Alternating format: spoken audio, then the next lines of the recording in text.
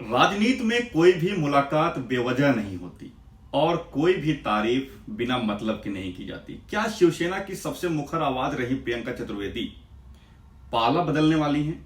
क्या 2029 के लोकसभा चुनाव में मथुरा की गलियों में राधे राधे कहते हुए वोट मांगने वाली हैं? हाल ही में राज्यसभा से रिटायर हुई प्रियंका चतुर्वेदी की प्रधानमंत्री नरेंद्र मोदी से मुलाकात ने सियासी गलियारे में हलचल मचा दी है। अटकलें हैं कि हेमा मालिनी का टिकट कट सकता है और उनके बदले में प्रियंका चतुर्वेदी मथुरा से चुनाव लड़ सकती हैं। आज हम डिकोड करेंगे कि प्रियंका का मथुरा प्लान, उनकी पारिवारिक जड़ें और क्यों उद्धव ठाकरे का साथ छोड़ना उनके लिए आने वाले समय में मजबूरी बन सकता है। आज हम इन सब पहलुओं पे आपके साथ जानकारी को साझा करेंगे। 2 अप्रैल को राज्यसभा के 59 सदस्य रिटायर होते हैं। इसमें एक बड़ा नाम प्रियंका चतुर्वेदी का रहा। बड़ा नाम इसलिए कह रहा हूं क्योंकि प्रियंका चतुर्वेदी को लोग पहचानते हैं, वो विजिबल पर्सनालिटी हैं। 2 अप्रैल को उनका आखिरी दिन था, लेकिन कहानी यहीं खत्म नहीं होती है, बल्कि यहीं से कहानी शुरू हो जाती है। विदाई की ठीक बाद प्रियंका ने प्रधानमंत्री नरेंद्र मोदी से समय मांगा और प्रधानमंत्री नरेंद्र मोदी ने उनको तुरंत समय दिया। इसके बाद वो मिली और उन्होंने प्रधानमंत्री के साथ फोटो पोस्ट किया, उनको धन्यवाद दिया कि हमारे अनुभवों को आपने सुना, इसके लिए आपको धन्यवाद। हालांकि बाद में उन्होंने भी कहा कि मैं विपक्ष की आवाज बनती रहूंगी। गौर कीजिए कि जो प्रियंका चतुर्वेदी कल तक मोदी सरकार को पानी पी पी कर कोसती थी, उनके सुर अचानक बदलने क्यों लगे? हालांकि उन्होंने भले ही लिखा कि विपक्ष की वो मुखर आवाज बनी रहेंगी, लेकिन राजनीतिक पंडित जानते हैं कि सोशल मीडिया पोस्ट और पर्दे के पीछे की चल रही बातों में कितना बड़ा डिफरेंस होता है।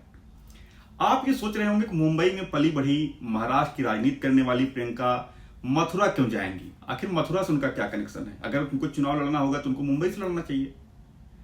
इसका जवाब उनके सरनेम और उनकी जो पारिवारिक पृष्ठभूमि है उसमें छिपा है।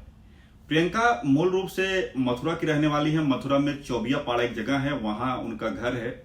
उनके जो पिता हैं वो पुरुषोत्तम लाल चतुर्वेदी नाम है, वो पेशे से चार्टर्ड अकाउंटेंट रहे और मथुरा से बाद में वो मुंबई शिफ्ट हो गए थे। और उनका परिवार जो है अंबानी परिवार से उनके बहुत घनिष्ठ रिश्ते रहे।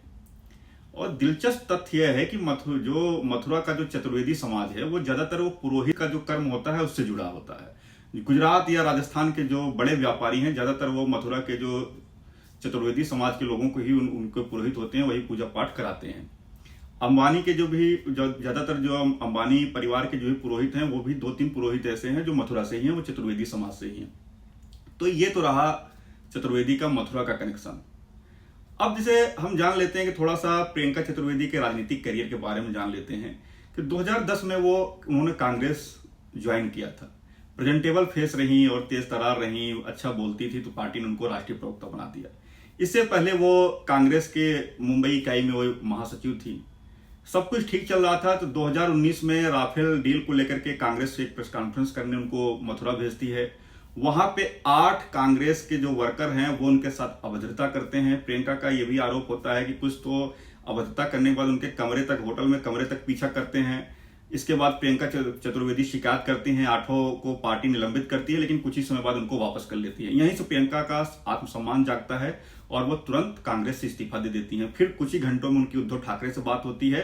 तो लोकसभा चुनाव के दौरान ही वो 2019 में उद्धव ठाकरे की शिवसेना से जुड़ जाती हैं। तब उद्धव ठाकरे की शिवसेना टूटी नहीं थी और अगले ही साल उनको जो है राज्यसभा भेज दिया जाता है। 2020 में वो राज्यसभा चली जाती हैं। इस बार चूंकि उनका कार्यकाल 6 साल में बीत गया और फिर एक ही सीट महाविकास अघाड़ी जो विपक्षी गठबंधन है महाराष्ट्र में, उसके पास सिर्फ एक ही सीट देने की थी, तो उस सीट से शरद पवार चले गए, तो प्रियंका का पत्ता कट गया। अब जानते हैं कि मथुरा में हेमा मालिनी के टिकट पर क्यों खतरा मंडरा रहा है। देखिए, हेमा मालिनी 77 साल की हैं, 2029 तक वो 80 साल का हो गई हैं। ठीक है, राजनीति में कोई घोषित रिटायरमेंट की उम्र नहीं है, लेकिन 80 साल बहुत होता है। अब पार्टी वहां पे एक नए फेस को ढूंढ रही है, तो ऐसे में जो प्रियंका वहां पे फिट बैठ रही हैं। प्रियंका की उम्र अभी 46 साल है, उनके पास लंबा राजनीतिक करियर बचा है, पहचान की मोहताज नहीं है और जाति जो समीकरण है वो भी उनके फेवर में है कि मथुरा में 3 लाख ब्राह्मण मतदाता हैं। जाटों के बाद ब्राह्मण मतदाता वहां सबसे निर्णायक वोट बैंक होते हैं। तो यानी कि एक तो पारिवारिक पृष्ठभूमि मथुरा से है, दूसरा वोट बैंक भी उनके फेवर में जाता है। थोड़ा सा ये भी जान लेते हैं कि आखिर प्रियंका का कब से सॉफ्ट कॉर्नर बीजेपी या मोदी सरकार के प्रति बनने लगा। आपको याद होगा, एक तो इनका राज्यसभा का कार्यकाल खत्म होने वाला था, इधर बीच ऑपरेशन सिंदूर का जो प्रतिनिधिमंडल विदेश गया था, तो मोदी सरकार ने जिन कुछ विपक्ष के सांसदों को भेजा प्रतिनिधिमंडल में, उसमें प्रियंका चतुर्वेदी भी थी। वहीं से उन्होंने मोदी सरकार की विदेश नीति, जो पहले पानी पी पी के कोसती थी बीजेपी और मोदी सरकार को, वहीं से इनके सुर थोड़े से नरम हुए। तो अब जो, हालांकि ये अलग बात है कि वो लगातार प्रधानमंत्री मोदी को 7 महीने में 2 बार वो प्रधानमंत्री से मिल चुकी हैं, और एक दिन में, तो अभी हाल ही में 2 अप्रैल को उन्होंने दिन में 2 बार पोस्ट करके मोदी जी को धन्यवाद दिया। अब ये समझते हैं कि मथुरा का जो थोड़ा सा सियासी गणित हम देख लेते हैं। देखिए, मथुरा में करीब 18 लाख मतदाता हैं। सबसे ज्यादा जाट मतदाता हैं, 3.5 लाख उनकी संख्या है। ब्राह्मण मतदाताओं की संख्या 3 लाख है। राजपूत मतदाताओं की संख्या भी 1-1.5 लाख है। हेमा मालिनी लगातार जो है वो 2014 से जीत रही हैं, क्योंकि जो धर्मेंद्र, फिल्म स्टार धर्मेंद्र जो अब नहीं है, वो जाट रहे, और चूंकि जाट बहुल सीट थी, तो चूंकि उनकी पत्नी रही हेमा मालिनी, तो जाट समाज के लोग उनको अपना मान के वोट देते रहे। पार्टी ने इस वजह से उनको भेजा। और सबसे बड़ी चीज है कि ज्यादातर आप देखेंगे मथुरा में बाहरी उम्मीदवार ही जीतते रहे, तो हेमा मालिनी लगातार 2 बार से जीत रही हैं। और सबसे मजेदार एक बात है, भले जी जाट समाज के लोग उनको अपना मानते हैं, लेकिन अगर हेमा की जाति देखी जाए तो वो तमिलनाडु की ब्राह्मण समाज के, आयंगर एक ब्राह्मण होते हैं, उस जाति से वो नाता रखती है, लेकिन चूंकि जाट समाज उनको अपना चुका है। अब जैसे क्या है कि प्रियंका के पास उद्धव गुट, जो उद्धव की जो शिवसेना है, एक शिंदे की शिवसेना हो गई, उद्धव की शिवसेना हो गई, अब उनके पास कुछ प्रियंका को देने के लिए कुछ बचा नहीं है, क्योंकि खुद उद्धव ठाकरे की पार्टी ही सर्वाइवल का संकट उनके सामने उत्पन्न हो गया है। तो ऐसे में प्रियंका के पास 2 ही विकल्प बनते हैं। एक विकल्प है कि भाई या तो वो भाजपा के साथ आए, कांग्रेस के साथ तो जा नहीं सकती, क्योंकि कांग्रेस के साथ इतने विवाद के बाद उन्होंने इस्तीफा देकर के वो शिवसेना के साथ गई। अब उनके पास क्या है, शिंदे के साथ भी नहीं जा सकती, जो शिवसेना का दूसरा गुट है, इसलिए नहीं जा सकती क्योंकि जब 2022 में जब पार्टी टूट रही थी, तो प्रियंका चतुर्वेदी की जो वफादारी है वो अपनी जगह पे कायम रही, और उन्होंने उद्धव ठाकरे को ही अपना नेता चुना, और उद्धव ठाकरे के साथ ही वो वहां पे रही। वो शिंदे के साथ नहीं गई, उनके गुट के साथ नहीं गई। तो ऐसे में शिवसेना का जो दूसरा गुट है, जो बीजेपी के साथ गठबंधन में है, जिसके पास देने के लिए कुछ है, तो वहां पे भी जाने की गुंजाइश नहीं है। और ऐसे में एकमात्र जो है, जो विकल्प बचता है कि वो पारंपरिक सीट, जो उनकी पैतृक सीट है, वहां से वो चुनाव लड़ सके, क्योंकि भाजपा को भी एक नए फेस की वहां पे तलाश हो सकती है। ऐसे में प्रियंका चतुर्वेदी, चूंकि वो मथुरा से ही आती हैं, उनकी जाति के मतदाता भी वहां पे हैं, एक बड़ा चेहरा बन ही चुकी हैं, वो किसी पहचान की मोहताज नहीं है। जब वो बोलती हैं तो लोग उनको सुनते हैं। तो ऐसे में पार्टी अगर किसी प्रेजेंटेबल फेस को अगर अपनाना चाहेगी, तो प्रियंका चतुर्वेदी एक विकल्प के रूप में हो सकती है। अलग बात है कि बहुत सारे लोग ये कहेंगे कि भाई भाजपा को गाली देती थी, या गाली क्या देना, आलोचना करती थी, मोदी जी का आलोचना करती थी। बाहर से आएंगी तो बहुत सारे लोग विरोध भी करेंगे, जो स्थानीय कार्यकर्ता हैं, जो खांटी कार्यकर्ता हैं, उन्हें आसानी से स्वीकार नहीं होगा कि कोई बाहर से आकर के उनकी हकमारी करे। तो ऐसे में प्रियंका की भाजपा में जो राह है बहुत आसान नहीं होगी उनकी। लेकिन यह है कि चूंकि पार्टी नेतृत्व कई बार निर्णय ले लेता है, तो चूंकि भाजपा एक अनुशासित पार्टी मानी जाती है, तो कई बार पार्टी का जो केंद्रीय नेतृत्व जो निर्णय ले लेता है, तो कार्यकर्ता उसको स्वीकार कर लेते हैं। तो ये देखा जाए, ये सब एक पृष्ठभूमि है। लेकिन वही सबसे बड़ा ये सवाल ये है कि अब एक सवाल आपके जहन में आ रहा होगा कि प्रियंका चतुर्वेदी कब भाजपा में शामिल होंगी। तो सोर्सेज का ये कहना है कि चूंकि अभी चुनाव में काफी टाइम है, तो अभी ये सब डिसीजन नहीं होगा। अभी प्रियंका चतुर्वेदी अपोजिशन का ही अंग रहेंगी, और जब तक उनका टिकट कंफर्म नहीं हो जाएगा भारतीय जनता पार्टी से, तब तक वो भाजपा में शामिल होने का निर्णय नहीं लेंगी। ये जरूर बात है कि वो भाजपा के संपर्क में, सूत्रों का कहना है कि भाजपा के संपर्क में वो हैं। और जो प्रधानमंत्री नरेंद्र मोदी से जो लगातार 2 बैठकें उनकी मीटिंग हुई, वो यूं ही नहीं हुई। मेरे सोर्सेज का यह कहना है कि उन्होंने अपनी दिल की बात प्रधानमंत्री से भी शेयर कर दी है।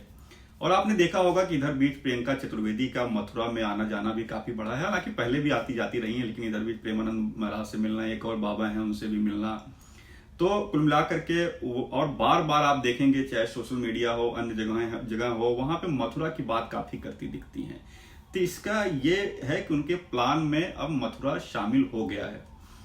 और 2029 के चुनाव में चूंकि राज्यसभा अब मिलने वाला नहीं है उनको, क्योंकि जिस पार्टी से हैं उसके पास तो कुछ है ही नहीं देने को। भारतीय जनता पार्टी भी क्यों देगी उनको राज्यसभा, कोई अभी यूटिलिटी नहीं है। लेकिन जब 2029 का लोकसभा चुनाव होगा उस वक्त भारतीय जनता पार्टी के पास उन्हें टिकट देने का एक मौका जरूर होगा। और ज्यादातर जो मथुरा की जो तासीर है वहां पे ज्यादातर बाहर के प्रत्याशी ही वहां पे जीते आए हैं। कभी हरियाणा से आके प्रत्याशी को वहां पे एक प्रत्याशी जीते थे, इधर हेमा मालिनी भी बाहर से ही हैं। ये अलग बात है कि जाट एंगल की वजह से उनको वहां पे टिकट मिला है, जबकि वो हैं ब्राह्मण। धर्मेंद्र चूंकि जाट रहे इसलिए जाट एंगल से उनको टिकट मिला। अब चूंकि हेमा मालिनी की उम्र 80 साल हो जाएगी, जाहिर सी बात है कि उनका टिकट कट सकता है। तो ऐसे में अगर कटेगा तो जो भी दावेदार होंगे उसमें प्रियंका चतुर्वेदी प्रमुख दावेदार होंगे। कुछ लोगों के कहना है कि भाई वो जाट बहुल सीट है तो जाट को ही टिकट मिल सकता है, ऐसी बात नहीं है। ये बात सही है कि मथुरा एक ऐसी सीट है जहां पे सबसे ज्यादा 12 बार जाट समाज के नेता ही चुनाव जीते हैं, लेकिन इससे पहले भी दूसरी जातियों के लोग भी जीतते रहे हैं। वहां पे जाट सबसे ज्यादा 3.5 लाख जरूर हैं, लेकिन 3 लाख ब्राह्मण भी हैं, तो ब्राह्मण भी एक निर्णायक वोट बैंक है। तो ऐसे में यह कहना गलत होगा कि वो जाट बहुल सीट है। वहां पे ब्राह्मण भी काफी अच्छी तादाद में हैं। श्रीकांत शर्मा देखें तो वहां पे स्थानीय विधायक भी हैं, हालांकि वो भी लोकसभा का टिकट चाहते हैं। तो अब ये देखना होगा कि 2029 में ऊंट किस करवट बैठता है। क्या जो प्रियंका चतुर्वेदी का जो प्लान है वो सफल होगा? क्या भारतीय जनता पार्टी में उनकी देर सवेर उनकी एंट्री होगी? ये सब देखने वाली बात होगी। दोस्तों, अगर हमारा विश्लेषण पसंद आया हो आपको तो हमारे चैनल को लाइक करें, सब्सक्राइब जरूर करें। हम नियमित रूप से आपको तमाम राजनीतिक विषयों पे हम आपसे चर्चा करते रहेंगे। हम आपको ऐसे विश्लेषण पेश करते रहेंगे। नमस्कार।